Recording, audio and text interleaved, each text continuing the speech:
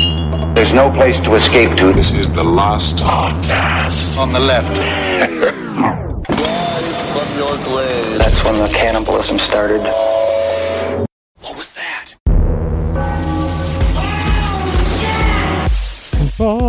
Rasputin. I was researching Rasputin. Rasputin? I was Are you thinking of researching poutine? Rasputin. I'm Are you saying thinking of Rasputin. food? Yes, it's a vegetable soup made with just your hands, and it's warmed by your body.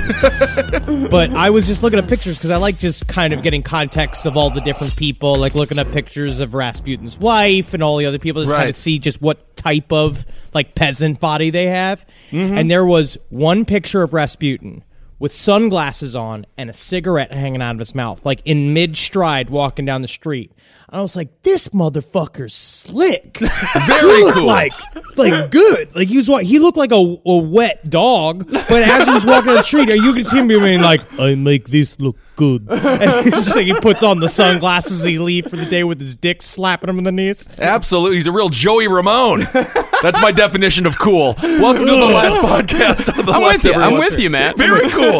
All right, welcome to the last podcast on the left, everyone. I am Ben Kissel with Marcus Parks. Hello. And we got Henry in Hollywood. That's all I do. Holly Weird is what we're calling it here, actually. Because, you know what? It's just a little bit off-center. Yeah, I was in Hollywood, Florida this past weekend, and, you know, no one goes there to achieve their dreams. Everyone I spoke to was like, so I'm twice divorced. I cut back cigarettes, so I'm down to 3 packs a day now. But it was the best.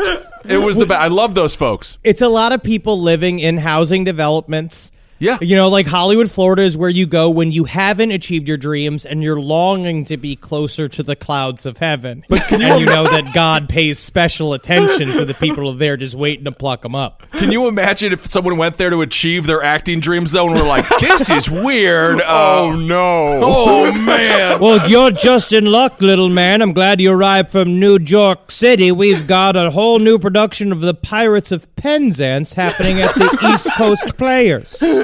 All right, we are on to part 2 of, I will say it not so twangy, I can't not... Rasputin! We're doing Rasputin part 2. So when we last left Rasputin, he had just turned 33 years old and was entering the city of Kazan. Which is the Russian version of the Shaquille O'Neal movie, Kazam. Good movie. By this point, Rasputin had developed enough of a reputation as a wandering holy man that he'd been designated as a starets, which is a Russian word for a mystical, prayerful person. Wow. But it's very controversial because a starets technically was supposed to be from the Russian Orthodox Church. It was only supposed to be ordained by the state church. So when people started calling Rasputin a starets, people were immediately like, whoa, this guy makes this shit look good. And he's like, I make these look good.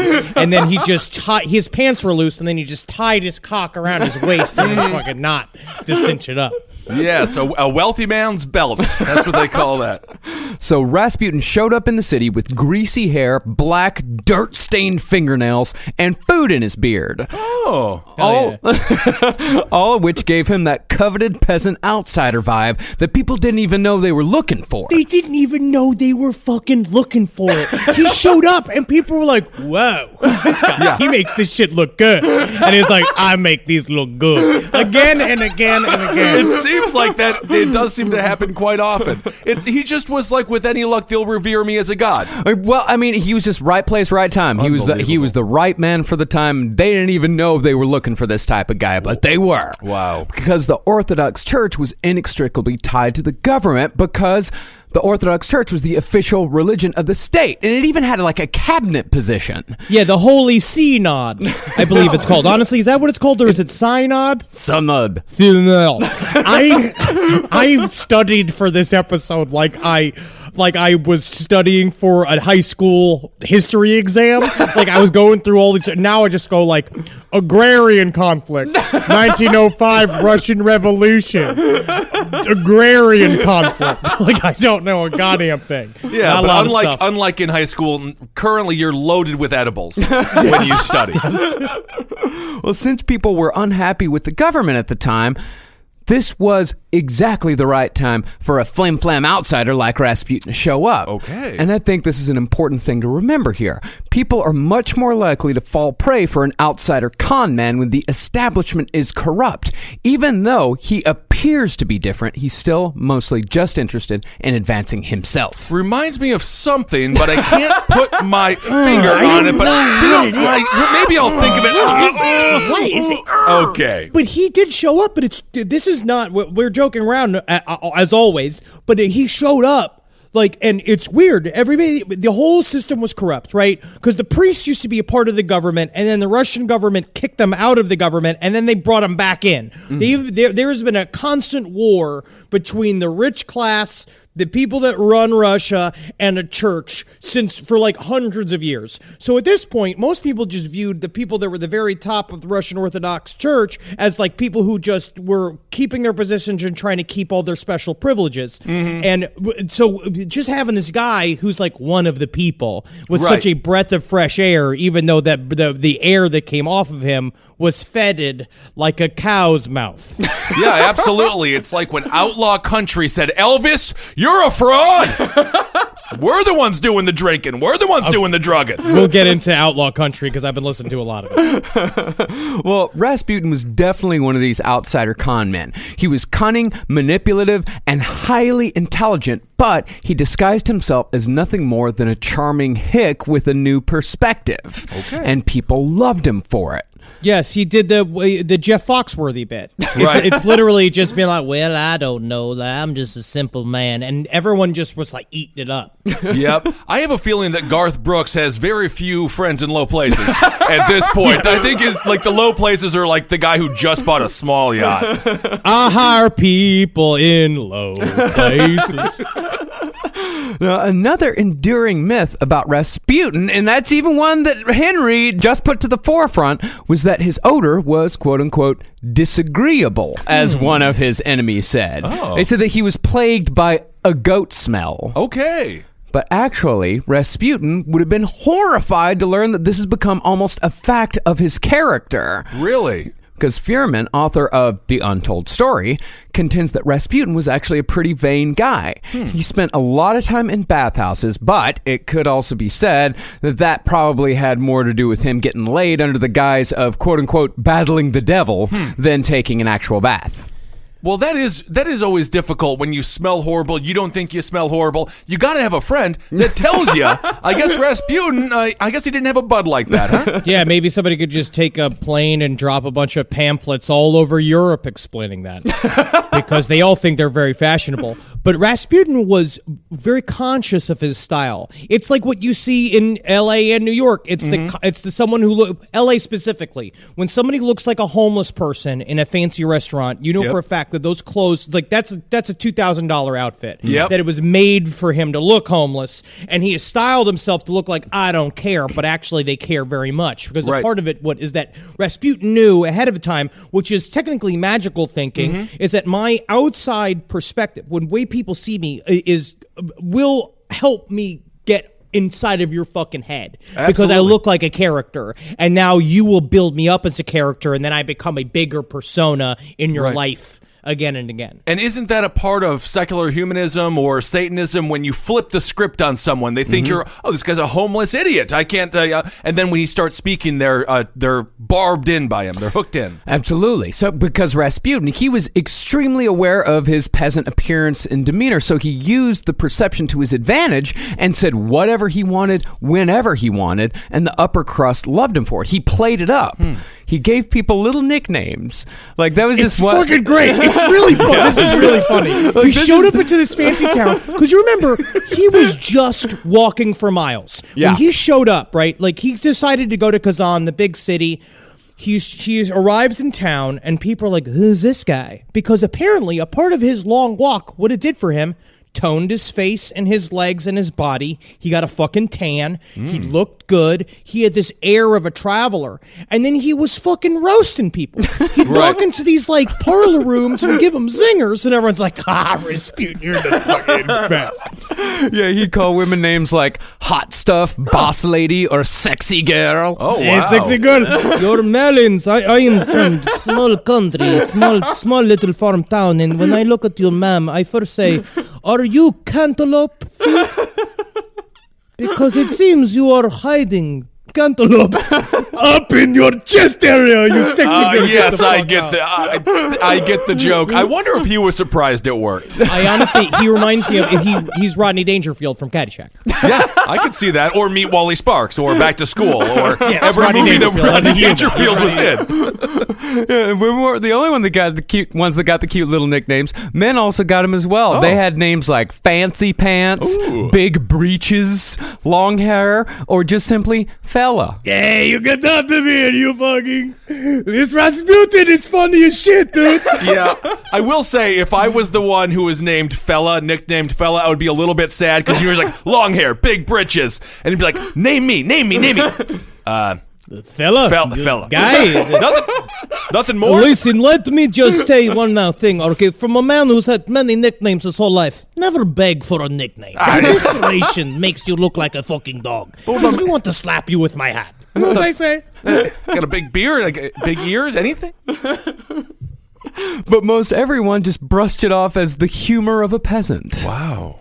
And ironically, it was the corrupt church that really embraced Rasputin first.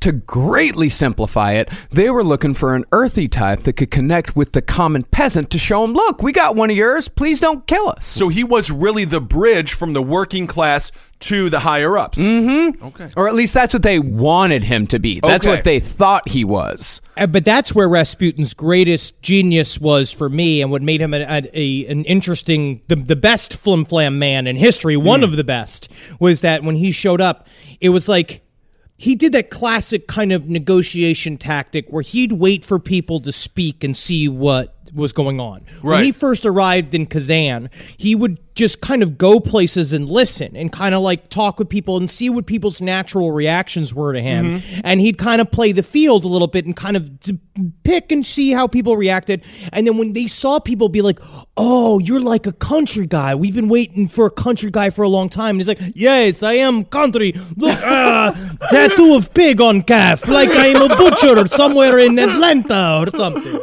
Yeah, but that's a great skill. Marcus, you taught me that skill via interviewing. Listen to the person, and they basically give you the question. Oh, absolutely, man. So almost as soon as Rasputin arrived, he started climbing the social ranks of the church, and the first big get was a guy named Gavril. Oh. Rasputin got on his side with the power of precognition, but this was just another flim-flam stunt. Okay. Rasputin told Gavril that he should watch out for a young monk named Father Philip. And Gavril didn't take Rasputin seriously, but sure enough, a few days later, Father Philip tried stabbing Gavril to death. Oh, no. Jesus Christ. So I just wanted, like, that's got to be weird if you just meet a guy at a party and he says, like, hey, man, be careful of, like, a dude named Philip. Why, man? Why? I don't know, bro. Shit fucking happens when Philip is around. Dang. It's gonna happen to you, okay? So All right. be super paranoid, okay? Got it. Get out of here, you long fuck. That's your nickname. I'll call you long fuck. Yes, I got a nickname. So Gavril survived and dubbed Rasputin a true mystic, but this prediction seems to be the first example of many of Rasputin just being extremely talented at paying attention to his surroundings and making educated guesses. The guy could read a room like nobody else. So sort of like a spiritual Sherlock Holmes in some way. Yeah, absolutely. Well, honestly, it sounds like a Joel Osteen. It's and also having the religious background, right? Where you show up and you you are automatically placed on a certain level of respect, and because you're a holy man, right? And so they are already expecting certain things out of you, which is why pedophiles take jobs of authority, because they can do the same thing. Because immediately you get a level of command over someone. Well, I want to give you credit. That's an amazing leap to pedophiles. I did not, out of left field. With Joel Osteen, it's funny because it gets easier the larger your congregation. So if you're talking to 10 million folks, you can basically say anything, and at least 10, who has the gout on their left foot? 30 hands will go up. I mean, it's, everyone lost some family member or something. Yeah. I mean, that's how John Edwards did his whole spiritual mumbo jumbo for so long. On crossing over, not the former presidential candidate. Crossing Over, if you get a chance, watch the deleted scenes of Crossing Over. It is hilarious. I'm getting a Marmaduke. Marmaduke. Sir, there's no one named Marmaduke. I'm just making up names here with the spirits tell me. No, but Henry, I have a Marmaduke cartoon in my pocket. Oh my God! It actually worked. Well, the thing about the predictions is that we only hear about the correct predictions that Rasputin made. We never really hear about the dozens, if not hundreds of times that he made predictions that never came true. This guy was just throwing shit against the wall to see what would stick. Right. However, Rasputin actually did have a talent for at least making people feel better. It wasn't just guesswork. His specialty in Kazan was to cure depression and malaise after a single half-hour conversation. Come sit with me. I don't know if you've ever heard of a thing called Vine compilations.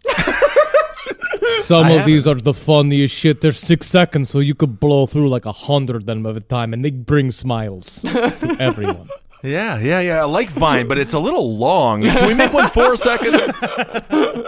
But Rasputin didn't just congregate with the higher-ups. He also made friends with his peers, specifically a young monk named Sergei Trufanov, later to be dubbed Iliodor. But Cool. he won't play a part in this story just yet. All right. So Rasputin's final social quest in Kazan was the local bishop, and pretty soon that bishop was impressed enough with Rasputin to send him to talk with church leaders in Saint Petersburg, home of the imperial family and the cosmopolitan center of Russia. They sent him like right up the pipe. Yeah, they right. really did. Like he showed up and it was just win after win after win. He's like a Donald Glover. Like he's popped into town and they're like, "You are a superstar." And he's like, "Me? Just me?" Yeah, I mean, how long are we talking here? What's the time frame? A year, 2 years? Dude, he went from his first pilgrimage and his conversion to Saint Petersburg on the church's dime in 5 years. Wow. And he was doing it in a first-class train car. Oh, a lot has changed in 5 years for the guy. Much has changed. He's not walking through the swamps and standing and letting all the insects bite him anymore. This guy's riding in style. Okay. But also, he took to it immediately. Oh, Before, remember, he put himself on that walk in order to gain spiritual oneness with nature and with God. Like, it was supposed to be a genuine expression of, like, I'm going to go search for God and he finds me. But now, as soon as he got in that train car, he was like, "Oh, cup holders. This is amazing. You could put anything in here. You could put a cup. I could put a bunch of peanuts if I want. Oh, wow. Look at this. There's no swamp rats."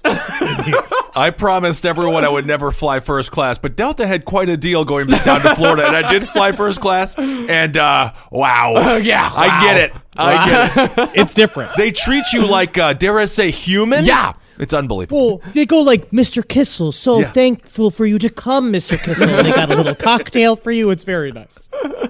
So when Rasputin arrived in St. Petersburg, he found a city pretty much tailor-made for him. As Fuhrman wrote in The Untold Story, St. Petersburg was a hedonistic, artificial, cynical city. Extravagant privilege mingled with grinding despair. Okay. Oh, it's like New York. Yeah, New York City. It's like New York City. But when you go to St. Petersburg, because it was supposed to be the flip of Moscow. I forgot who it was that worked on St. Peter's. I think it was Peter. I think it was Peter the Great. Was that him? Pedro the Great? I'm trying to learn history in this show. But St. Petersburg was built to be like the free swinging one because Moscow and Moscovites were, it was cold and the streets were knittle and the streets was filled with gargoyles. And then you go to St. Petersburg and there are like glory holes everywhere. Oh my goodness. That may be a jump. Well, I don't know, man, because like every newspaper in St. Petersburg was just filled with advertisements for old-timey cures for venereal diseases. Oh, wow. Okay. That's how much people fucked in that town. Oh, like a retirement home. It's like a retirement home, except where it's stuff like it's bells to attach to your belt buckle so it would scare the dick demons away. So soon after Rasputin's arrival, armed with a recommendation from the Bishop of Kazan, he took a meeting with a group of St. Petersburg bishops. In this meeting, Rasputin made 3 predictions. One bishop would soon lose his mother, another would have an illegitimate child, and the third would soon have a hernia. And I have a fourth one coming up, and what I will say is a dark cloud will spread its disease and pestilence all over Saint Petersburg very, very soon. Did it again. Hey, you guys love this shit, huh? They just high-fived all. Well, I want to thank you, Henry, for allowing me a window into my funny word of Rasputin, which was something that I did want to squeeze in here, and thank you for the opportunity. Well, it's said that all three of Rasputin's predictions about the bishops came true in fairly quick succession. Now, it doesn't really matter if they all really did come true. We really don't know. But what matters is that people believed they came true. And when it came to Rasputin, nothing was more important than what people believed, for good and ill. So, I mean, you don't think the guy actually lost his mother? You think he just looked at his mother and be like, "You're dead to me. Get out of here." Rasputin said you were dead. Well, it's more about because eventually Rasputin had people. Like he had his coterie of people that worshipped him, so they would just spread his lore everywhere in order to build themselves up as being attached to Rasputin. So eventually these bishops didn't even matter because now he's already discarded this low-level bishop of Kazan and he's moving his way all the way up to the top. How many followers do you think he has around this point? Is he really well-known yet? No. He's still very, very new in Saint Petersburg.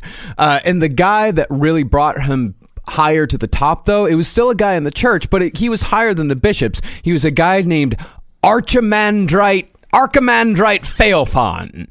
Nailed it. Archimandrite, that was his title. Theophan was his name, or maybe it's Theophan. I'm not really sure. Agrarian response to there's an agrarian problem. Yeah. I'm just happy you guys can feel my unbelievable pain when it comes to mispronouncing names. It's a nightmare, right? Russia was a multi-ethnic empire. Agrarian. Well, Theophan was the inspector of the Theological Academy and confessor of Tsar Nicholas II and his Tsarina Alexandra. So this guy had the ears of the people at the tip top. He had some clout. Oh, very much so. And it's said that when Theophan met Rasputin, he was, quote, dazzled by Rasputin's psychological perspicacity. So he was also I'm sorry, I just blanked on its name. The old black politician that ran for president a bunch of times. Herman Cain? No. He's Alan guy Keyes? the fast talker. The guy who was very famous with the mustache. Herman Cain? Agrarian. Are you thinking Imagine There's No Pizza? No. Are you thinking Jesse Jackson? Jesse Jackson. The Rainbow Coalition. But yeah, he had a lot of alliteration. Yes. If you get a chance, listen to Herman Cain singing Imagine There's No Pizza at the Godfather's Company. I think it was a Christmas event or something. It's phenomenal. I met him and I told him that was my favorite thing ever. He looked at me like I was making fun of him, but I love it. Well, Theophan, he used Rasputin as currency of his own. He used this new guy in town to impress all the other apathetic aristocrats that he hung around with. Because at this time in Russia, the aristocracy were bored with the church and obsessed with the occult, which makes sense as this time was in world history when the occult was extremely popular among the rich all over the world. This wasn't just a Russia thing. And while in America, it pretty much petered out thanks to the efforts of heroes like Harry Houdini. Oh. In Europe, shit got really out of hand, to say the least, especially in places like Germany, with things like the Thule Society, which eventually took control of the Nazis. Really got out of hand. Yep. I just saw Henry's room just lightened up as the light bulb above his head just went off. He was like, I know about it. I know about that. Society. That I remember. Thule Society. They did not have agrarian problems. I don't know what agrarian means. Agriculture. Whatever. You just say whatever with confidence and then it becomes real. In Russia, though, the casual nature with which the rich treated the occult took hold from within the current establishment and rotted it from the inside. And that rot's name was Rasputin. I prefer being called a stain. Anything's better than fella. Now, a common misconception is that the occult equals the devil, but that isn't true. It's not true. The occult means what is hidden. Yeah, exactly. While it can involve Satan, a lot of times the occult is just another word for the supernatural, and that can definitely involve the Christian God. Of course. Well, remember this, right? If you really believe in God, right, and you believe that God is a part of your life, like, what is more supernatural than that? What is more like the idea of being in touch with an entity that can magically manifest things in your life, can cause natural disasters, created the universe. So it's intrinsically the occult, but also what is forever hidden? The actual mechanisms and psychology of God, what that is, what that fucking entity thinks and how it feels. Yeah. Yes, I greatly offended my mother over the weekend. She was talking about religion, and I told her she was a witch, and then she said, "No, I'm a Christian." I was like, "No, but you sound like a witch."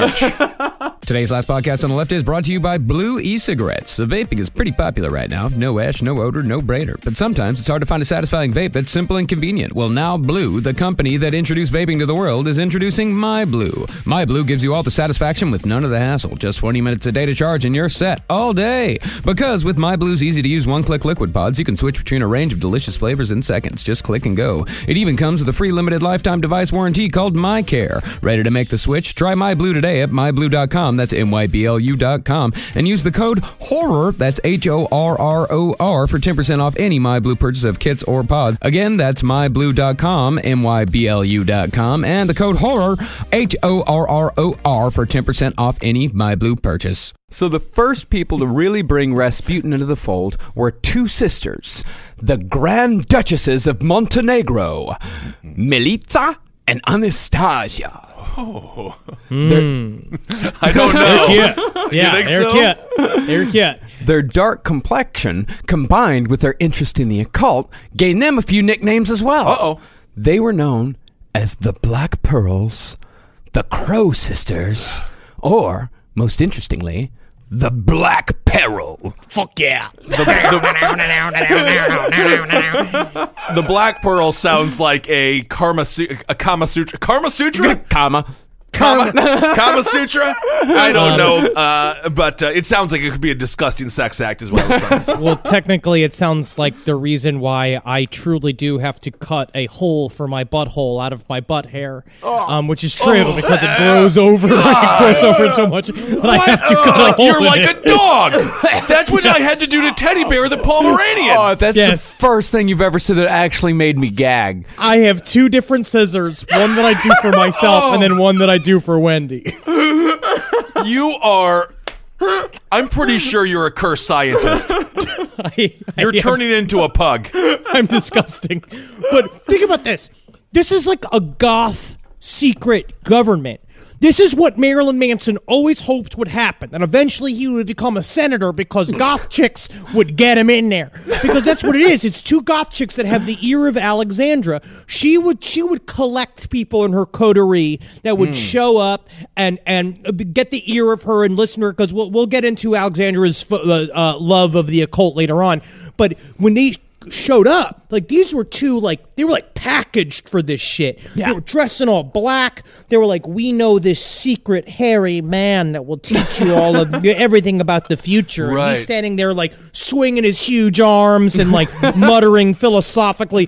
This is pretty sweet. Yeah, he's collecting a lot of validation, it seems like. He's collecting validation, and what's brilliant about what he's doing is they all think that they're using him. Like, all of these people think that they're using Rasputin to further their reputation, when in fact Rasputin is using them to gain more and more power. Okay. While they all think that he's just some dumb hit, because these sisters, they kept telling us, like, Rasputin, if you don't do exactly what we say, that it will be the ruin of you. You're gonna crash and burn. He was like, yes, okay. Yeah, definitely, for sure. Yeah. Where's the bathroom, huh? I'm gonna go use that. And he climbs up out of the bathroom window into the Tsar's house, being like, I don't know how I got here. I'm just a simple country man. And they're all like, refreshing.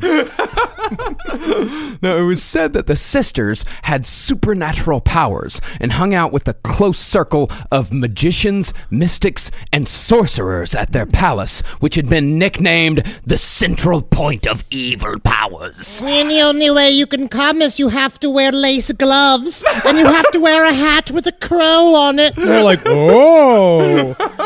That is just that's a nerd alert. That's a nerd alert meeting right there. No, man, it's fucking cool. It's just like if burlesque was a way to run the government. Well, who says it's not? Well, these women, they were both ridiculed, but also feared by their peers. But one person who not only didn't mind, but also wholeheartedly believed in all things spiritual to a fault was who else but Tsarina Alexandra, the Empress. Oh, cool. It's like the girls from The Craft if they actually had power. Yeah, and then they're talking to the president. Yeah, that's pretty cool. That's fun. So finally, let's get in to the Russian imperial family, the Romanovs. Yes. Now, this is always very complicated. There's a lot to history when it comes to the Russian imperial family. It's very thick. So we're going to do our best to do a bit of a sum up of what is hundreds of years of history. I hope that we do it good. All right, here's a bit of a sum up. I'm simplifying it as much as I could. I studied a lot of this stuff, but I'm going to try to make it as simple as possible while still being truthful and factual. Okay. So at the very dawn of the 20th century...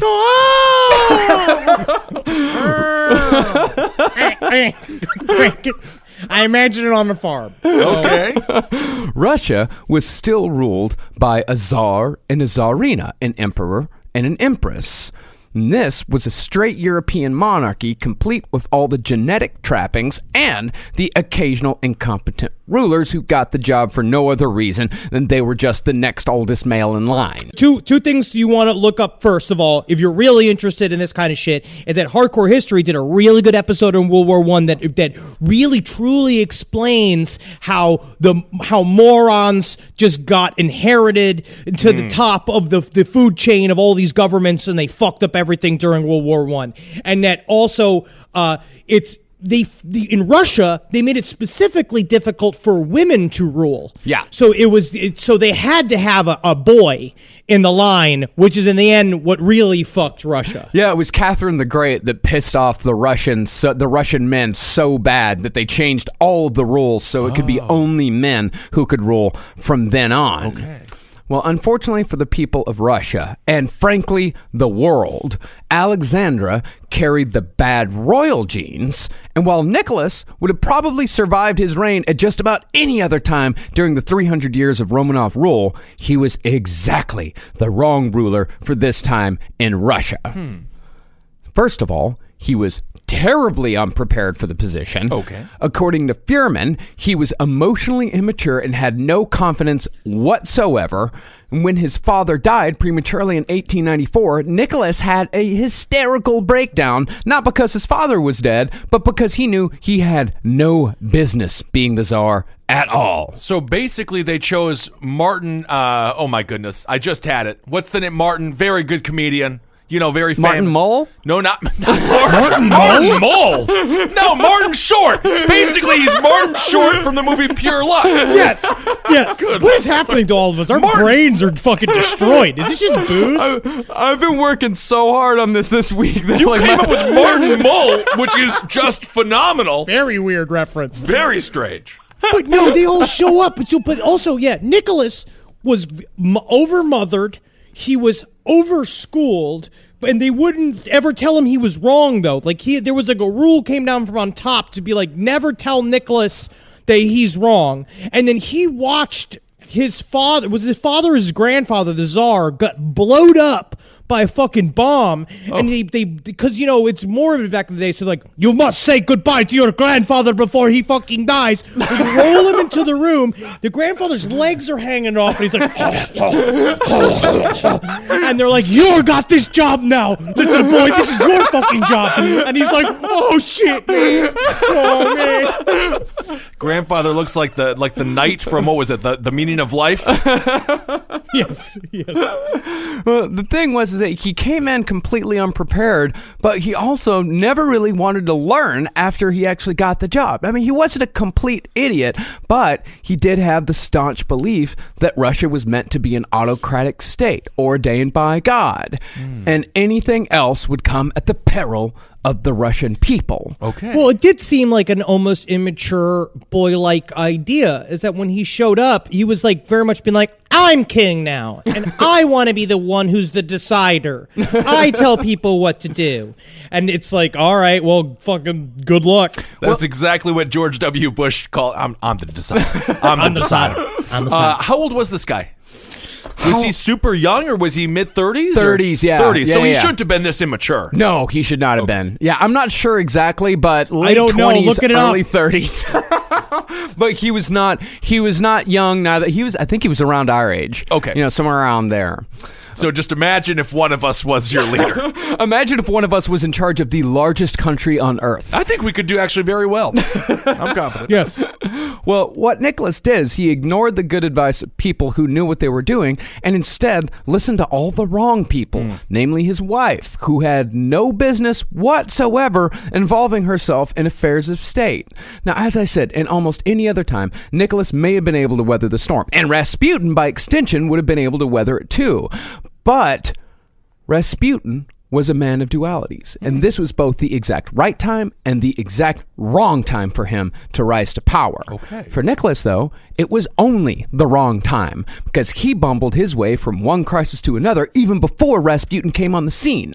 As Trotsky said, Nicholas inherited both an empire and a revolution, and he wasn't equipped to deal with either. He spectacularly fucked up the Sino-Japanese War of 1904 in an attempt to expand Russia even further, and he followed that up by ordering troops to open fire on a group of peaceful demonstrators. Wait, hold on. So Arnold Schwarzenegger from Total Recall is a Russian? No, is it Running Man, rather? Arnold Schwarzenegger from Running Man is a Russian. No, he was just trying to get places quickly, which is that the third rushing joke so far, or was it just been one so far? I think that's the I wanna first make sure. one. I think it's the first one, actually. Yeah, we waited. Thank you. We waited a long time to bring that one in. Yeah. I'm proud of myself.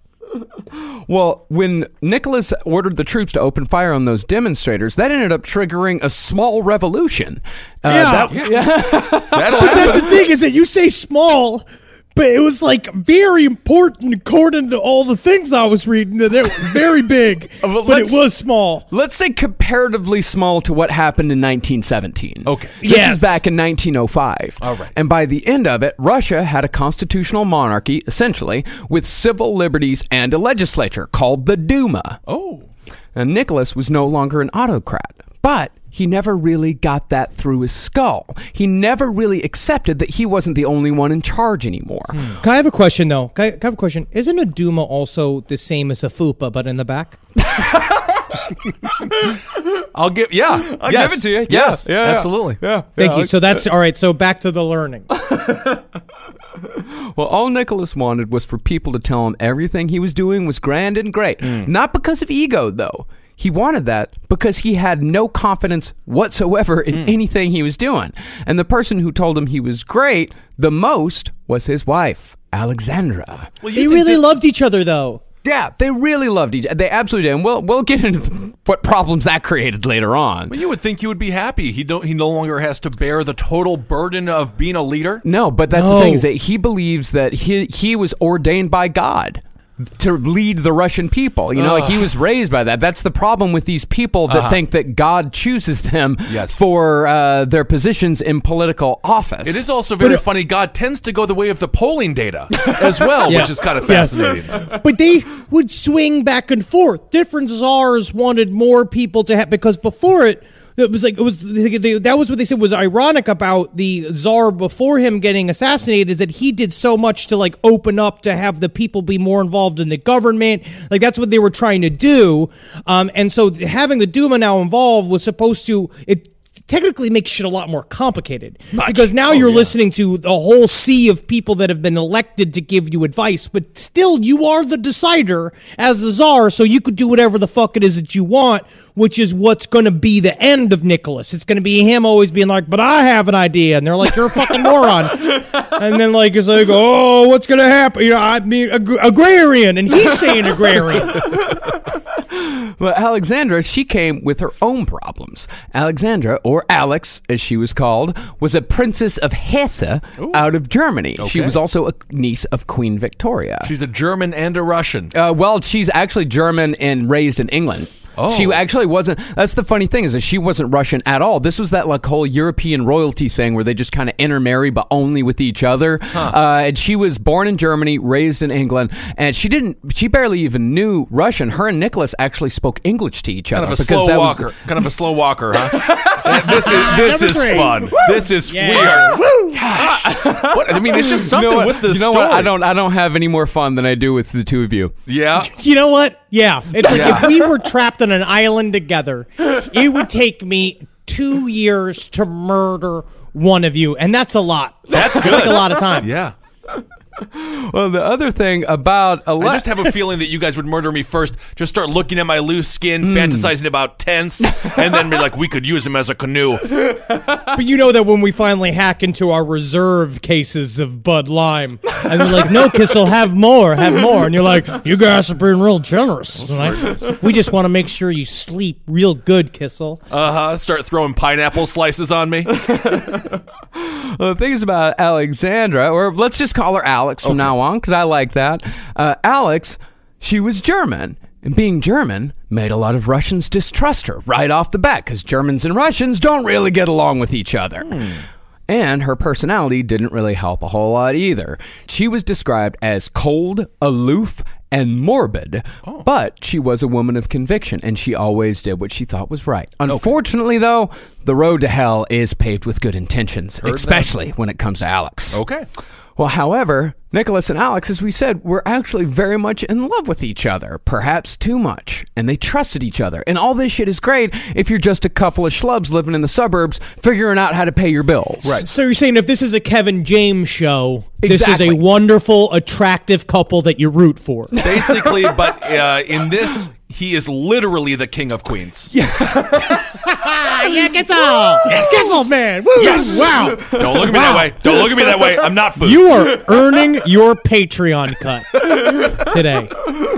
But when you're a couple of slightly dim rich kids with no critical thinking skills in charge of the largest empire of the world during one of the most critical times in all of human history, it's not going to end well. Well, technically, it just becomes a CW show. It just moves from one of those networks to a cable show or a Tudors. Today's last podcast on the left is brought to you by Blue Apron. Blue Apron is the leading meal kit delivery service in the United States. And while many people know what Blue Apron does, many don't know about the types of meals you eat when you cook with Blue Apron. For example, they've got popcorn chicken with sweet chili cabbage slaw and cumin spiced wonton noodles with vegetables and peanuts. And with incredible ingredients and chef-designed recipes, Blue Apron lets you see what the power of food can do. Blue Apron delivers fresh, pre-portioned ingredients and step-by-step recipes right to your door. And they can all be cooked in under 45 minutes. The menu changes every week based on what's in season and is designed by Blue Apron's in-house culinary team. Blue Apron offers 12 new recipes each week, and customers can pick 2, 3, or 4 recipes based on what best fits their schedule.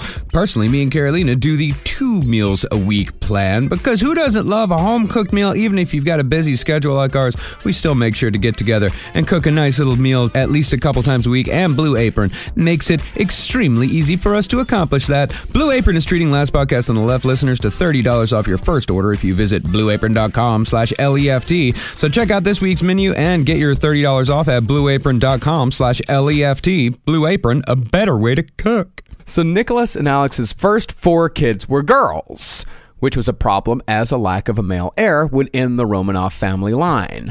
Alex, she saw her inability to have a boy as a sign that she'd pissed off God somehow. So she threw herself into religion and spirituality.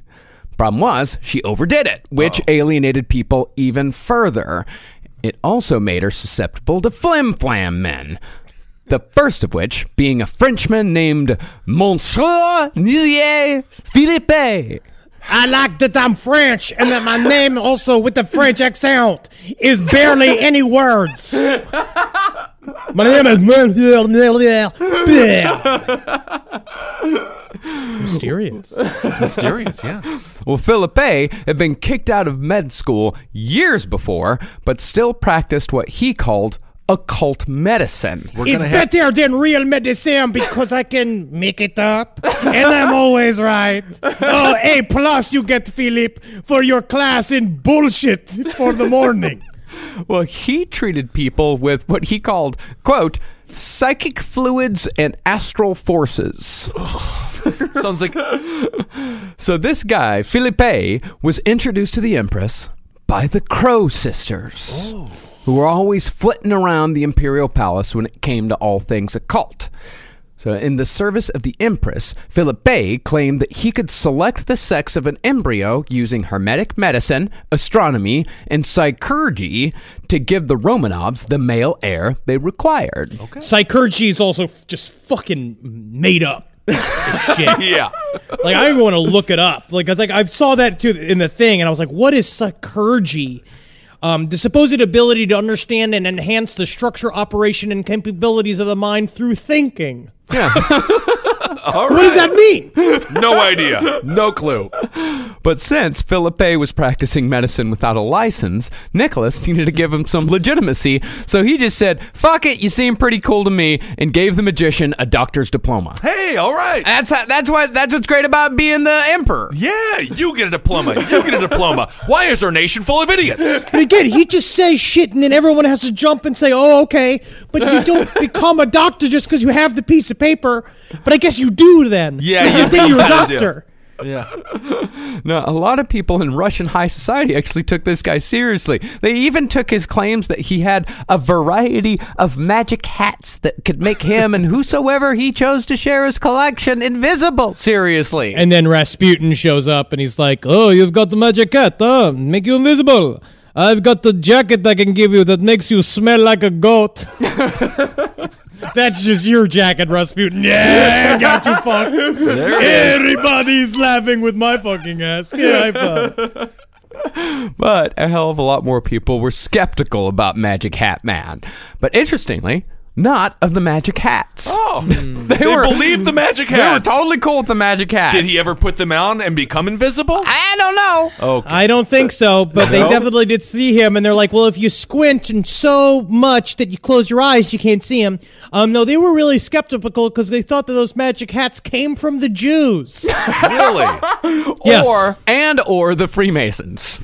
Okay. So That was their problem. That was that their they problem. were Jewishly made magic hats. Possibly Jewishly made magic hats. Okay. Anti-Semitism was rampant in Russia. I mean, this is when like pogroms are just kicking off left and right. All right. Yeah, I mean, and the church is filled with like anti-Semitic, like actual like societies. Okay. So yes, it was very dangerous to be Jewish at this time. But the interesting thing about Rasputin is like Rasputin actually had a ton of Jewish friends. He was one of the few guys around who was like, come on, let's hang out. He was very cool with the Jewish folk. Cool guy. Well, But that was Rasputin's whole thing was love everybody. That's Yeah. what he kept saying. So when you actually read Douglas Smith's Rasputin, Faith, Power, and the Twilight of the Romanovs, there's a little bit more of what his actual beliefs are, which is stuff like love your neighbor, love everybody, and he loved the Jewish people, and he was all about it. I don't really understand. And at the time, though, it was very fashionable to be anti-Semitic, which is not cool. No, No, of course not. no, absolutely not. We love everyone here. Yes, we Thank do. you, Kissel. Good work. Very good work, guys. We did it by being normal. Well, eventually, because of the supposed anti-Semitism, actually, I don't even think he was Jewish. But because of that, he was forced out of court, never to return. But before he left, he told Alex that she would one day have another friend like him, and this friend would be able to commune with God. This planted the seed that would sprout into Rasputin. You know that he thought for just a second that maybe he'd show up with a mustache and just be a different guy. Just like for a second, like maybe I could pull this off. But and then like in Mary Poppins, when he said goodbye, he put a hat on and then just disappeared. And we're like, whoa. But after Philippe left, Alex finally gave birth to a son. Hey, all right. Alexis. He was born on July 30th, 1904, and everything seemed to be all good for the first few months. But pretty soon, the ugly head of European royalty hereditary disease reared up, and Alex was diagnosed as a hemophiliac. Uh-oh. Well, I want to say this. I think that her firstborn daughter should have been the leader. Olga? Wow. Olga. Yes. Oh, you listen to it, Olga. Oh, yeah, of course. Yeah, Queen Olga? Queen Olga, I will do whatever. Mostly wash yeah, her. Queen I feel Olga. like it's a lot of demands of washing feet and things like that. No, but I'll ride on the back of a Queen Olga, just cupping her massive Russian boobies and just using her big old butt like a saddle. Like that would be cool. I'd be fine with that. Now, the common misconception about hemophilia is that since the blood can't clot, a single cut can be fatal. And that's like kind of true, but the real danger with hemophilia is internal hemorrhaging. You get a bruise, you might bleed to death, but from the inside. Right. So Alex believed that this whole thing was her fault personally, despite the fact that her royal bloodline was chock full of hemophiliacs. All came from Queen Victoria. She brought it into the European bloodline, and before you knew it, there were a half dozen of them running around Europe. Is it something that also comes from being incested? Well, it was just that they just all intermarried together. So Queen Victoria brought it in from the outside. So I think one of her sons, or two of her daughters, if I remember correctly, two of her daughters were carriers for the disease. One of her sons was an actual hemophiliac. I believe his name was Leopold. Okay. And the two daughters were just carriers. And one of them... Someone should have told him to put it down. Thank you, Henry. Yeah. So Agrarian. Very good. So one of them took it over and introduced it into the Spanish royal bloodline, and Alexandra took it over and introduced it into the Russian royal bloodline. Okay, there it is. But she thought this whole thing, I mean, it's all genetics. It's not her fault at all. Right. But she thought that the whole thing had happened because she wasn't close enough to God. She believed that prayer was the answer to everything, including sickness. But she also believed that she didn't have enough power on her own. She needed someone new, someone to bring her closer to God. And that man was Rasputin. All right. I'm here, fuckers. Yeah. Hey, I hear your son's a real free bleeder, huh? Oh, that's fucked up, huh? Hey, I make his blood strong by I play with his feet. Come on, I'm having fun. He's a real Billy Graham. Now, Rasputin had been waiting in the wings in Saint Petersburg at the insistence of the Crow sisters for about 2 years. They knew that Rasputin wasn't getting anywhere near the Empress while Magic Hat Guy was still around, but as soon as he was out of the picture, they started making moves. Okay. So on November 1st, 1905, Rasputin, along with the Crow sisters, met Nicholas and Alex for tea for about 3 hours at the Imperial Palace. And I think it was actually scheduled in their calendar as creepy lunch. I love a creepy lunch. But actually, the meeting was only supposed to be like a hi hello. They were supposed to show up and it was supposed to be 5 minutes, and it turned into 3 hours because Rasputin knew how to fucking lay it slick for the two of them. And those eyes, they're those dazzling eyes of his. Oh, dazzling. Yeah, he laid it on thick immediately. He called them Batyushka and Matushka, which was a peasant way of saying little father and little mother. But they loved it because they didn't like the stuffy old aristocracy. And they loved it even more when he used the informal version of you in Russian. We don't really have that in English, like the formal and informal you. But in Russia, they have it. Like if you're talking to like a superior or a better, use the formal term of you. But Rasputin used the informal term of you, which kind of put him on the same level. And they absolutely loved that.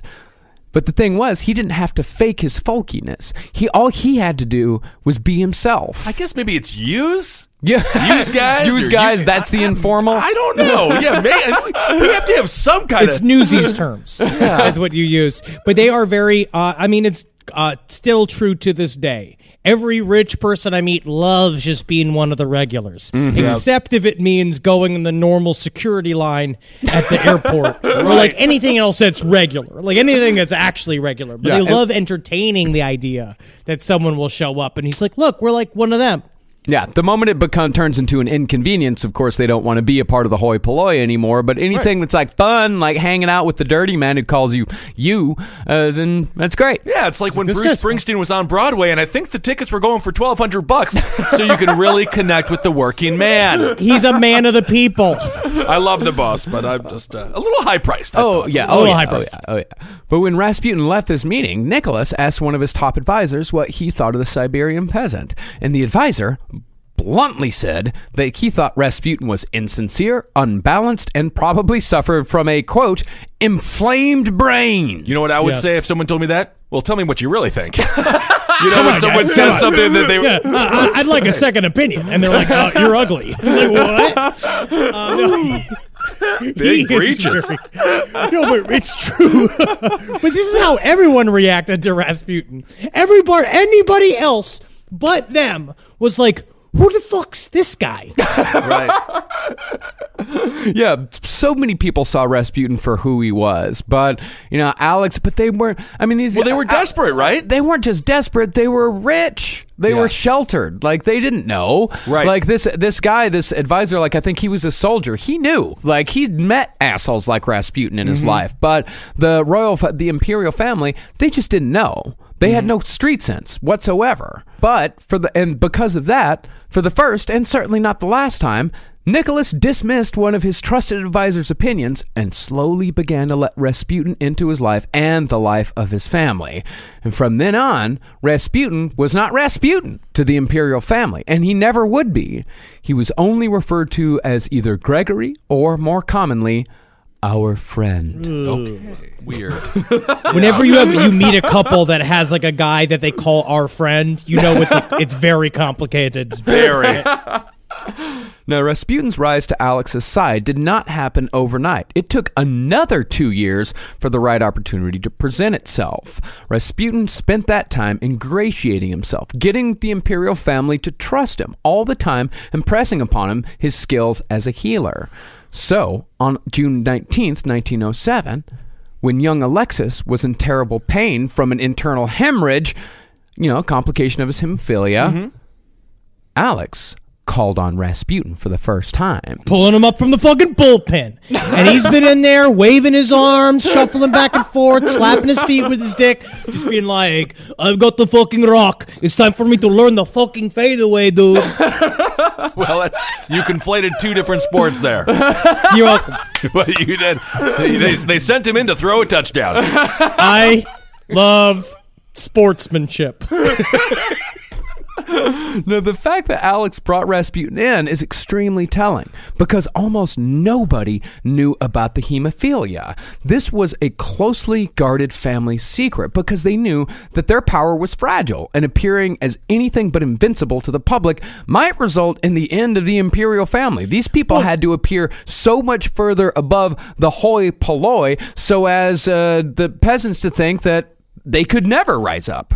Also, with the saddling of the Duma involving the Duma, now the saddling of the Duma involving their decision making means that they have to appear very strong. Yeah, because they are constantly saying, no, you need the czars, you need our imperial choices as a part of the government, and so they're going to come. It's like fucking in Sopranos, Tony Soprano. Can't let him know he's in therapy, man, because got attackers from all sides. Yeah, you don't want to seem vulnerable. Did you say hoi polloi? Hoi polloi, yeah. He's been saying it a lot. He said it 5 or 6 times. I thought it was a Hawaiian dish. Well, I mean, the biggest thing about letting Alex's hemophilia out is that he was the male heir. They knew that he was next in line. So the Duma could easily say, it's like, so let's just get rid of this whole monarchy thing because it's obviously not working out. We can't have this feeble kid next in line. What if something happens to Nicholas? He's not going to. What if he's going to be sick in bed all the time, and he might die at any moment before he even fathers an heir? Did they try to have another child at all? Or? They couldn't. Okay. Yeah. But her uterus was all fucking blown out. Give out. And then you're cutting over to Alexei, and that sweet little boy looks like the kid from the Secret Garden, and he's like, Daddy, do you think that one day I can sprout wings like a bird and fly to heaven? And they're like, oh, fuck. he's going to have to be emperor one day. And he's just like draped in blankets because he's constantly shivering from how thin his blood is. Not good. Well, the fact that Alex brought Rasputin in this time tells you not only how much she trusted Rasputin, but how desperate she was to help her son. So Rasputin came in, prayed over the boy's body, and miraculously, the next day, the kid was all better. And no one had ever made Alexei's pain go away so quickly, or had even had any effect on it whatsoever. So Alex believed that Rasputin was the man of God that Felipe had foretold. Naturally. Finally sent to her in her greatest hour of need. So from then on, Rasputin was always there to alleviate Alexei's symptoms again and again. The amazing thing here, though, is this isn't a myth. By dozens of corroborated accounts, Rasputin could actually help the boy. The thing is, nobody actually knows how Rasputin did this. Rasputin never cured the disease, but when the boy was seriously injured, sometimes near to the point of death, the presence of Rasputin almost always made things better. And sometimes he didn't even need to be there. On one occasion, Rasputin was on one of his many vacations back home to Siberia when the boy sustained an injury so bad he was given his last rites. So a telegram was sent to Rasputin, pleading him for help. And Rasputin sent a telegram back that said the boy's going to be just fine, just so long as the doctors don't bother him too much. And miraculously, the next day, the boy recovered. That happened. That is a matter of historical record. It would be good to have Rasputin around when you're having your pasta, your spaghetti, and you get your marinara, but it's a thin marinara and it's kind of runny. And you say, get over here, thicken it up. So you're saying, do you think maybe he made the kid eat a bunch of like cornstarch or flour? And that's a natural thickener. Or you get something like an agate or like something like that where you get some like a chemical thickener where you pour it into there. Maybe. Gelatin? Yes. So, how did Rasputin do it? How did he do it? How did Rasputin succeed when virtually nobody in the medical profession the world over knew how to even alleviate the pain of hemophilia, much less bring the boy back from the brink of death? How did he do it? How did he do it? Tell us how he did it. There are a few theories. Okay. But not many good ones. Okay. Well, now I'm mad. Great. Is it Agrarian? Is it have to do with the 1905 Russian Revolution and then the Sino-Japanese War, Russo-Japanese? Yes. Now, one theory says that a lady-in-waiting was in cahoots with Rasputin and would drug Alexis to trigger the symptoms, and then she would discontinue the treatment just before Rasputin arrived to make it look like Rasputin, as soon as he was there, oh, the boy is better. Munchausen by proxy. Okay. O.J. Simpson. What? When he didn't take his arthritis medication, so his hands would expand, so it wouldn't fit in the glove. Yes. So the glove doesn't fit. You must have quit. And he did acquit. And now he's in Las Vegas. What have we learned from every single jury? They love rhymes. If you can just find a rhyme, you're guaranteed you're innocent. Well, the thing is that there's no drug that exists that can exacerbate the symptoms of hemophilia. Others say that Rasputin used hypnosis. And one thing we do know about Rasputin was that he was a terribly talented hypnotist, dangerously so. Well, you can't be terribly talented. Yeah, terribly talented. That's a thing that people say. Terribly talented? Terribly talented. You're incredibly talented. Something that... Well, that's another way of saying it. No, you there are cannot be multiple ways to say that someone is extremely talented. You can. It's like saying awfully talented, and terribly talented is technically a thing my mother would say about, like, the guy from Jag, where she'd be like, he's terribly talented. Like, then you're not talented. That's the tone I hear it in. I just take a little issue with it. Well, do you think terribly just cancels out talented? Because yes. why would I say he was talented if I was already going to cancel it out with the word terribly? It just doesn't make any sense to me. He was badly talented because he did it for talented. Bad things. I also want to apologize. It's Jeff Hornacek, not John Hornacek. Okay, I had to get that. Oh, good. Thank you for the correction. Thank you. One historian believes that Rasputin was able to calm Alexis down by using hypnotism to contract his blood vessels, slowing the flow of blood and therefore allowing him to heal. But nobody ever actually saw Rasputin hypnotize the boy. Plus, there was the matter of the telegram incident. And that wasn't the only time that Rasputin did it from afar. On one occasion, when Rasputin was too drunk to show up, which he sometimes was. He was still drinking, huh? Ooh, yeah. Oh, yeah. Had to, bro. Well, he was Yeah, sober man, for a fucking had to long. relax. Yeah, He no, had he was- shit so on I his didn't- shoulders. He was He had he the was entire sober. emperor. He had the entire line of the Romanovs on his shoulders. I think he needed to take the edge off every once in a while. Well, he stayed sober for a long time, but then about like 1808, he fell off the wagon and stayed off the wagon. 1908. 1908. Yeah. 1908, excuse me. Yeah. 1908, fell off the wagon, stayed off the wagon, and was drunk for the remainder of his days. Okay. But at this time, this time, like Alex called him up, he was too drunk to come in.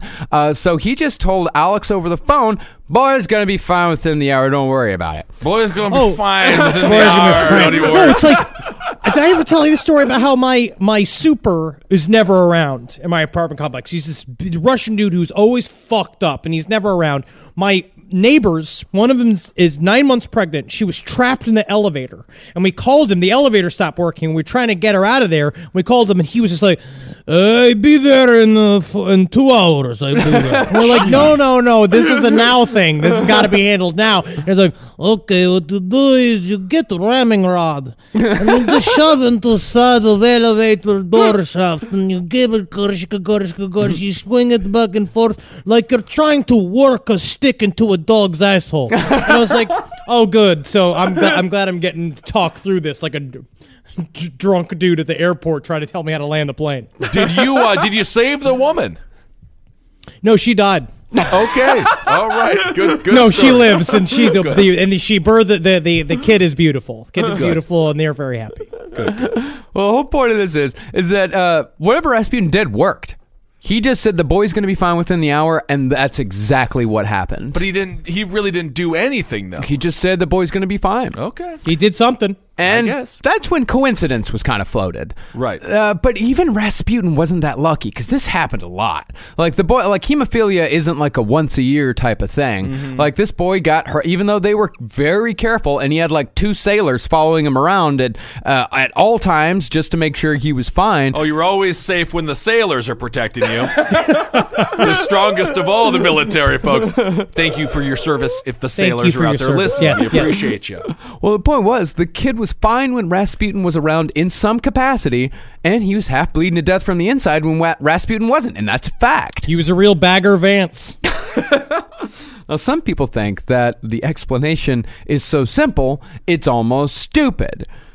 See, back in those days, aspirin was considered a type of wonder drug, a cure-all, especially for pain. And since this boy was in so much pain almost all the time, they kept pumping him full of aspirin. But what they didn't know back then is that aspirin is a blood thinner, and it's just about the worst thing you can give to a hemophiliac.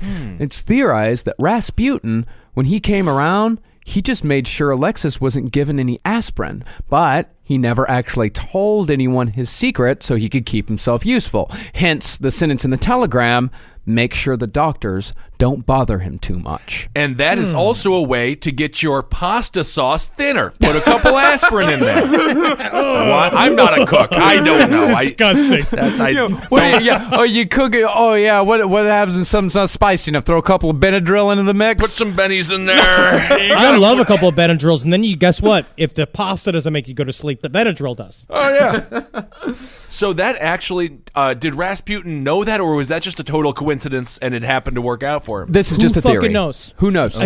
No one knows. It's just he had this hold over the sun, which is what kept him in play with the czars for so long. Was that he was somehow he was the fucking security blanket. But Yeah. regardless if it was just luck or not, it did work. It did work. What can you No, say? it wasn't luck. He was doing something. Like, we don't know what it was he was doing, but he was doing something. And, of course, there's the explanation that Rasputin actually was a magical healer. But there is one other thing to consider. Okay. Horses. He's a horse.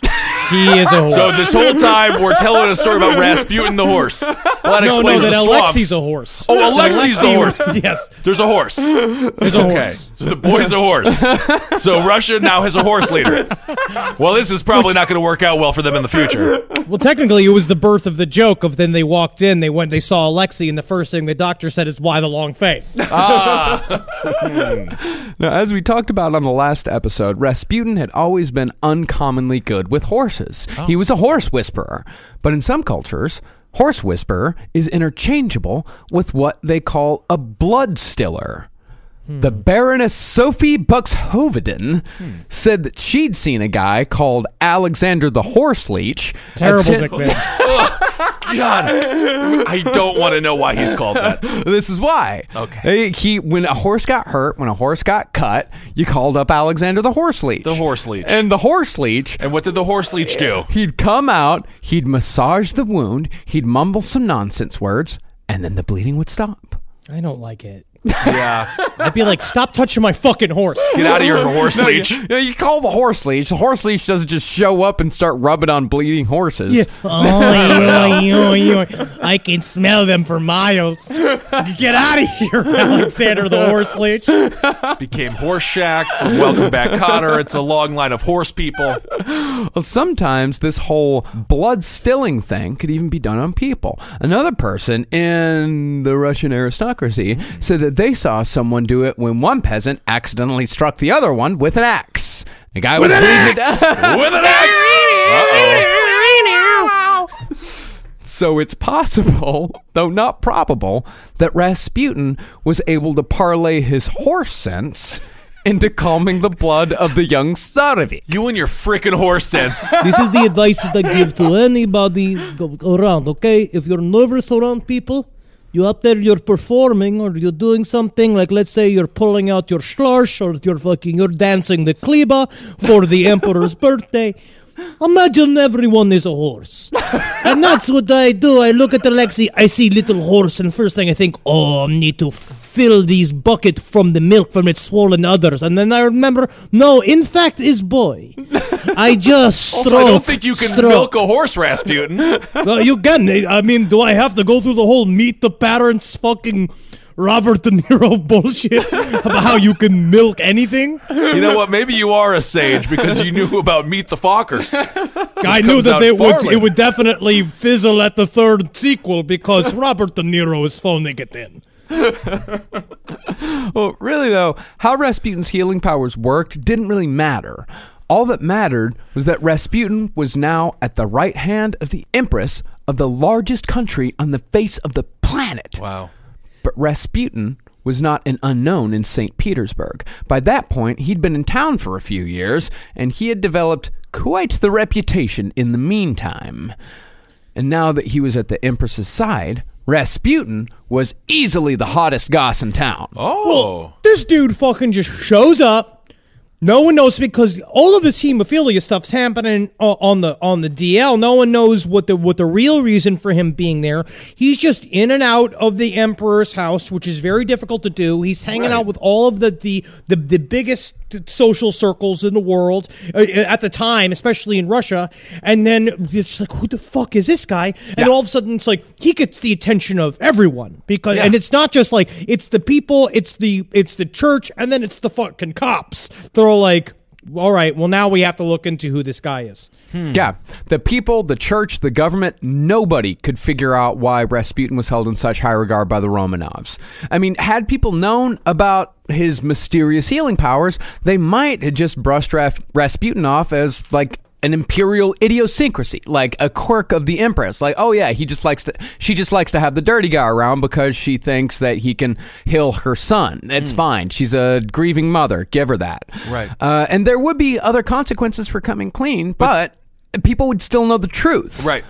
But since people had no idea, the horniest man in town, suddenly at the side of the Empress, was about as fertile ground as you could get for rumors. Well, part of remember is that that's what secrecy does. It breeds rumors and it breeds it's always the mistake of allowing the public and everyone else to fill the gaps in the story, because then the story gets wilder and wilder. And if you're already at this crazy crux in Russian history where the people are really unsettled and the relationship between the aristocracy and the people and the church was with this very high tension point, they didn't need help. So basically it's like if the White House was all of a sudden David Duchovny was just going in and out of the White House, and you're like, what is happening? Why? Yeah, why is he hanging out? Why is he with fucking Mike Pence and they're golfing, and then he's on Air Force One, and you see him have his own phone line being like, I love David Duchovny. I trust him because of Fox Mulder, but I also don't really know him. Yes, and why is Melania smiling for the first time? What could it be? He's like carrying her in a big basket. Get me David Duchovny. That's a horrible accent, but... Now, the root of all these sexy rumors was that Rasputin was still a Khalisti. Remember the Khalisti, the spinning sex people that we talked about in the last episode? The Khalisti. The swinging sex people. Spinning sex people. Spinning sex people. The spinning sex people. Well, they were trying to make him a Khalisti. They were trying to say this because, which is also weird, because technically it wasn't illegal to be a Khalisti. It was just frowned upon, and no one liked them for some reason, but at the same time, he never was. And so they're big banking on trying to make him a Khalisti couldn't pan out. Yeah, it also sounds like it would be very dizzying. Yeah. With all the spinning there. Well, that was it. We covered that. You were very confused last time as well. I still am. Don't get a lot of it.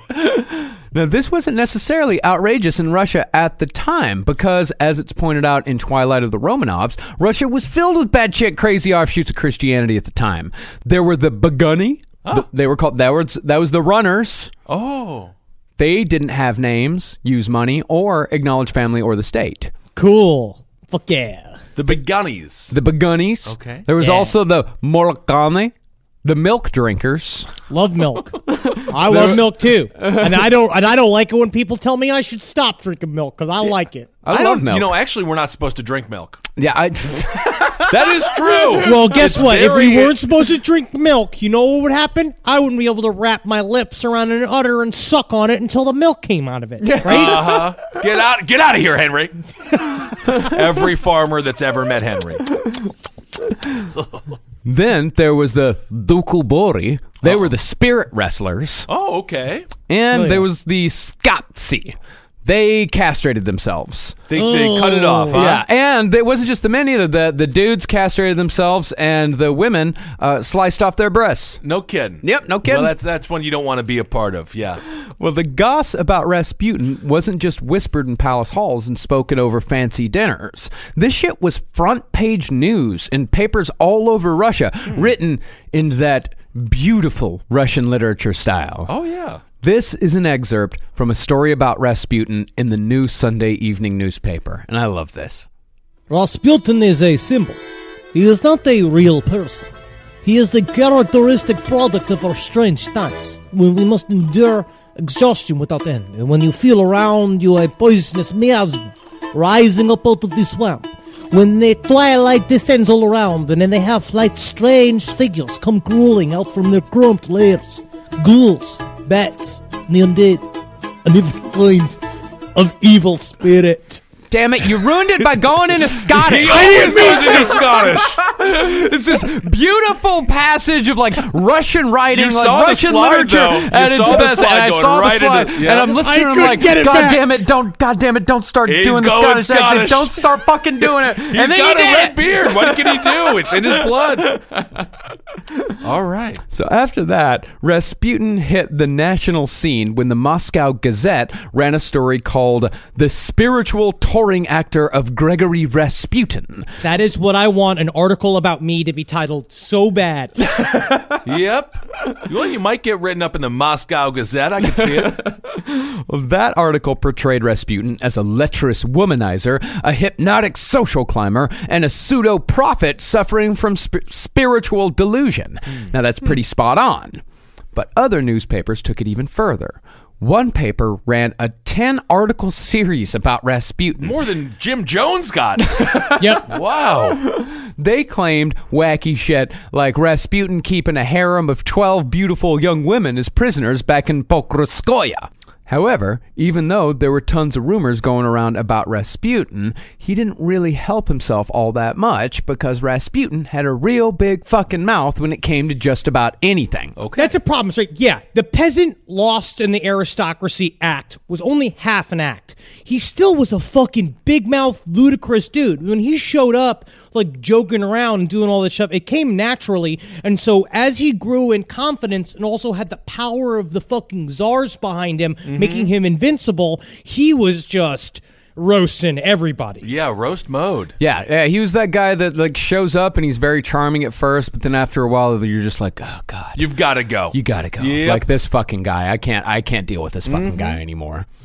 Now, what Rasputin loved was shocking people, specifically by describing the sex lives of horses to distinguished ladies of the aristocracy. There was one scene in this book, in the untold story that you're currently reading about Rasputin, is that he tells the whole story. He's just like, you know, in the field, when the horse is super horny and juicy for fuck, she spreads her hoofs around by marking it with mushrooms so that the phallus of the horse can sklush, sklush, sklush, so the balls can slap up against her udders, and you, my lady, are a saucy little mare. Like, he would tell everybody about...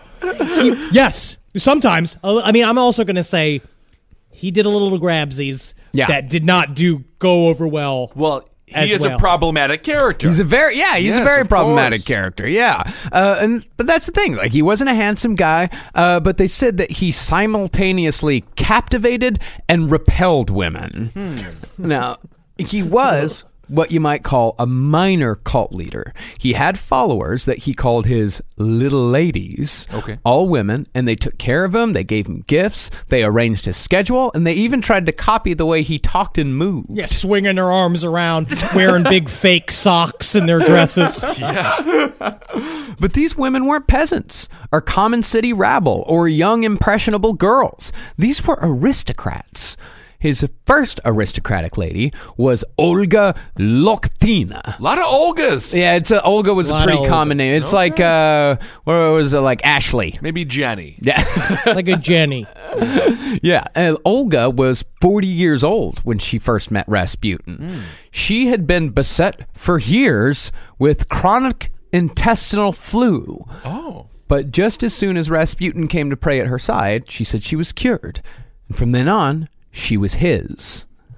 Now, there are definitely much more sensationalist takes on Rasputin's relationship with Olga, particularly in the Timeline documentary about Rasputin narrated by Brian Cox, which tends to present most rumor as fact. Brian Cox, the linebacker for the Chicago Bears? Jesus Christ, no, Brian Cox from Super Troopers and Manhunter. Yeah, what? Brian Cox, the actor. But every one of these docs are filled with shit. Yeah. Like, that's kind of the problem. Every time you watch one, they all say the same shit. They all perpetuate like him being a member of the Khaleesi and being a fucking black monk and stuff. I think my favorite doc on Rasputin, it's called Zoo. Have you ever seen that? It's a powerful film. I think you might have liked it. No, one story that was told in this documentary about Olga said that she eventually abandoned her husband and children for Rasputin, believing him to be Jesus and her the Virgin Mary. Oh my gosh. She was supposedly found in his apartment. Also, she's not a virgin. She has a kid. What do you mean? What? Oh, okay. All right. I'm not. Well, she was supposedly found in his apartment with a death grip on his cock, screaming, "You are Christ, and I am your you." And to this, Rasputin yelled, "You are a skunk who demands sin." What kind of flirting is this? So he talks about the intricacies of horse sex, and then he calls her a skunk, and she says he is fucking Jesus. Making this hot, dude. It's hot for her. Oh God! And she was taken away. And this documentary, it's such fun. It's very fun, but it's just such full of bullshit. Okay. It also features this creepy little guy who is way into Rasputin, particularly Rasputin's sex life. So let's hear this little guy described. We gotta hear this little guy. Yeah. All right. It was not sex. It was way to God. He took everything which was terrible in their souls. They became absolutely clean. They became like children. They like themselves in that moment. because they were on the heaven. Oh, he looks like a man who only eats 4-leaf clovers. That is, and he's way into that. He is so into that. A Russian man with bright red hair is very, very gross. Also does, but he seems to think it's very good. He really does, and he's just so excited. He's so excited. He reminds me of, I just watched after Robert Hansen, I watched a bunch of shit on incels and a deep dive into people who are purchasing wives who would do mail order brides, and he looks like half those guys. Wow. Well, the other thing about Rasputin, on the serious side, there were about half a dozen women that came forward with serious charges against Rasputin. They're saying that Rasputin coerced them into sex on multiple occasions. But even with that, Alex refused to believe any of it. And as far as Rasputin's wife, Praskovia, went, she just dealt with it. Yeah, what's the wife and family doing? They're just back in Praskovia, or not Praskovia. They're back. Them money? I think Praskovia. I keep getting the name of his wife and the name of his hometown mixed up. Well, they're very similar. They're very, very similar. Yes. Yeah. But is he sending them money and he's stuff going like back and forth a ton. He is going back and forth. Is he rich at this point then? Well, we're gonna find out. So the breakdown is that during this time period, he's going back and forth to Praskovia in order to show off all of the shit he's gotten. The Crow Sisters gave him a bunch of money, enough for him to buy a massive house in his hometown, which then he's also taking all of that money and he's doing like MC Hammer when he moved back to Compton, where he comes in and he's just giving all of his money to people in the town, essentially just to make them jealous. But his wife has like a very deep understanding. She's like fucking Hugh Jackman's wife, where she is just allowing him to do whatever it is that she wants because it's their arrangement. Yeah, one day, back in Rasputin's hometown, his wife was showing off their house to like a visiting couple, and she found her husband having sex with a woman in their house while she was home. But he didn't call it having sex outside of marriage. He called it exorcising a demon. But she showed no emotion or even a bit of embarrassment in front of her guests. All she said was, quote, "Each man must bear his cross, and this is his."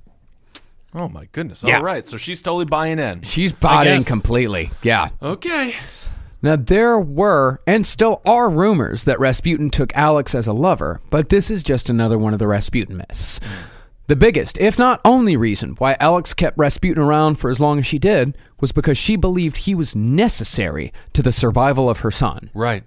She even went as far as to commission a study called Russian Saints Who Are Holy Fools about people who are regarded insane or eccentric in their times, but were eventually accepted by the church. Think about how much work that was to validate their choices, too. Between her and Nicholas, they constantly had to, like, show everybody, no, it's cool, no, it's cool. So she had a bunch of scholars go and write a academic paper saying every saint was called a pervert.